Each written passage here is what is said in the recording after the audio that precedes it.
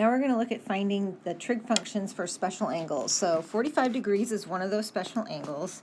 It's special because when you have an acute angle in a right triangle that's 45, well, the other one is also 45 because those two acute angles need to add up to 90 so that all three angles add up to 180. Our goal is to find the trig function values, so we want sine of 45 degrees, cosine 45 degrees, and tangent 45 degrees.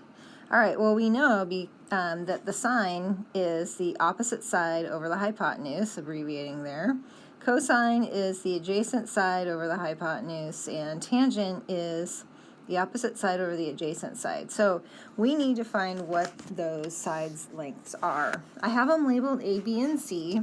Let's start thinking about the sides A and B. Because 45 degrees is the angle measure for both of those acute angles, that means that A is equal to B. So I'm just going to, instead of calling this side B, let's call that side A, so they're both the same. Okay. Because the trig functions are ratios, we can choose the length of one of our sides and have that be fixed, and then the other side will give us the correct length based on what the side is that we chose. So we're going to choose that A is equal to 1. All right, so we have A equal to 1. We want to find C. Well, we're going to use our Pythagorean theorem, which we know is A squared plus B squared equals C squared. All right, well, we know that A is equal to B, so we're going to use A squared plus A squared equals C squared. And we've chosen A to be 1, so we have 1 squared plus 1 squared equals C squared. So C squared equals 2, so C is equal to the square root of 2. Okay, so we can label the values of A, B, and C on the triangle. We just found C to be the square root of 2. We said A was 1, and that means both sides are equal to 1. All right, so we can finish off our trig function values. Opposite over hypotenuse is going to be 1 over the square root 2. And if we rationalize that, multiply top and bottom by square root 2, we get square root 2 over 2. The adjacent side is also 1, so 1 over square root 2, so square root 2 over 2. So the sine and cosine are the same values, and that's because the lengths of the sides are the same. All right, now looking at the tangent, we want opposite over adjacent, so that's going to be 1 over 1 or just 1. Okay, to summarize, we've got sine and cosine of 45 degrees is 1 over square root 2, or rationalize square root 2 over 2. The tangent is 1. And then if we look at the reciprocal functions, cosecant 45 degrees is going to be the reciprocal of 1 over square root 2, so that's just square root 2. Same for secant, square root 2. And cotangent, we take the reciprocal of 1, we get 1. So to find the trig function values now for 30 and 60 degrees, we start with an equilateral triangle, and each side has length A. So here we have length A, and then this length is also A.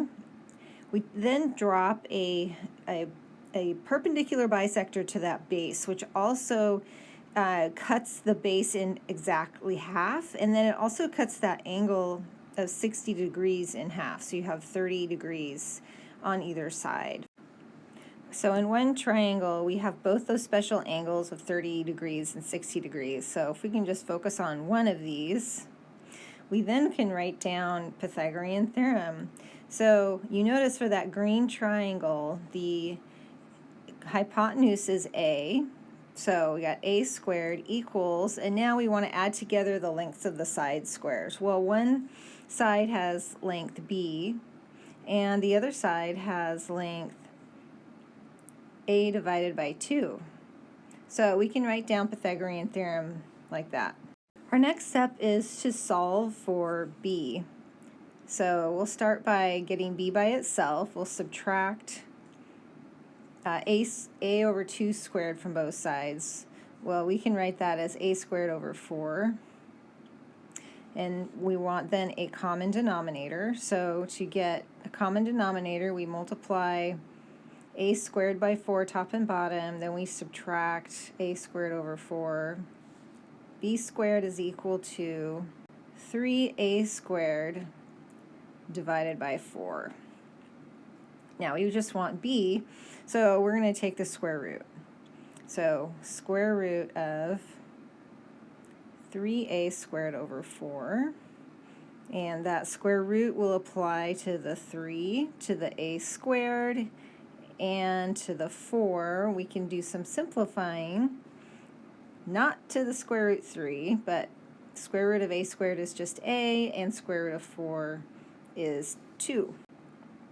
All right, so now let's use this b equal to square root 3a over 2 to find the sine of 60 degrees. So 60 degrees, we want the opposite over the hypotenuse, so the opposite is b, but we're going to use in terms of a, so square root 3a over 2 divided by the hypotenuse, which is a. All right, well, these a's are going to cancel out, so those go away, and we are left with sine of 60 equal to the square root 3 over 2. All right, now we can do the same thing for cosine of 60. This time we want adjacent, so that's a over 2 over the hypotenuse. The hypotenuse is a. Okay, well, those a's will cancel out because that is like taking a over 2 times 1 over a, and that gives us 1/2. Okay, so using the sine of 60 and the cosine of 60, we can fill in the hypotenuse and the sides. So based on 60, the opposite side is 30, or square root 3. The hypotenuse is 2. All right, so we can fill those in on the triangle. And then based on the cosine, the adjacent side is 1. And then again, we have the hypotenuse is 2. So we can fill in our sides of our 30, 60, 90 triangle, and then we can use that to find sine and cosine of 30 degrees. So sine of 30 degrees, we want opposite over hypotenuse, so we get 1/2, and then cosine 30 degrees is adjacent, square root 3, over the hypotenuse, which is 2. So you notice that the sine of 30 is the same as the cosine 60, and the cosine of 30 is the same as the sine of 60. Let's look at tangent. So let's look at tangent. We'll stick with 30 degrees.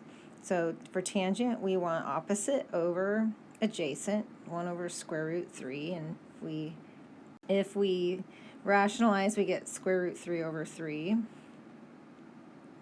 And tangent of 60 degrees is square root 3 over 1. So here's a chart that gives the trig function values for 30 and 60, sine, cosine, and tangent.